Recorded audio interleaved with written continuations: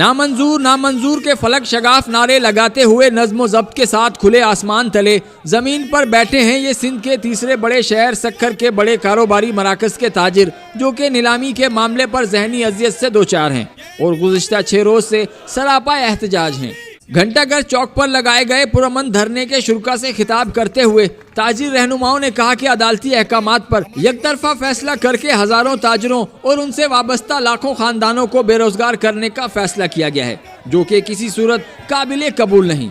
आल Sukkur traders union के सदर हारून मेमन ने दी मिरर न्यूज से बात करते हुए कहा कि अदालत से इंसाफ मिलने की उम्मीद है। हमें 23 तारीख को 110 की दरख्वास्त जो दी हुई है वो मंजूर करते हुए जज साहिबान हमारी ये तकलीफ को सुनेंगे।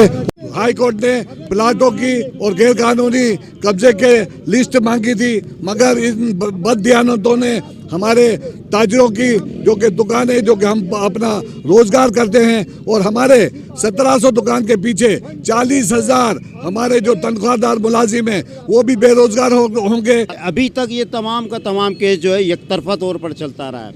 हम लोगों को तो पता ही नहीं था कि हो क्या रहा है।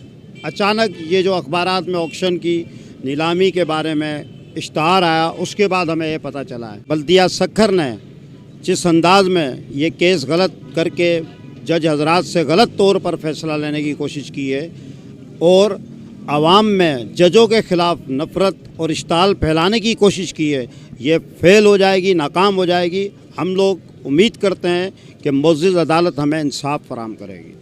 एहतजाजी धरने के 6ठे रोज भी मुमताज़ लकी ने अपने रिवायती जारहाना वालेहाना और शायराना अंदाज में खिताब करने के बाद दी मिरर न्यूज़ से खुसूसी बातचीत करते हुए कहा कि अदालत के मुअज़्ज़िज़ जज साहिबान से कानूनी तकाजे पूरे करके फैसला सुनाया जाए कि हम बेचैन कर दिए गए, हम बर्बादी के दहाने पे लाके खड़े कर दिए गए।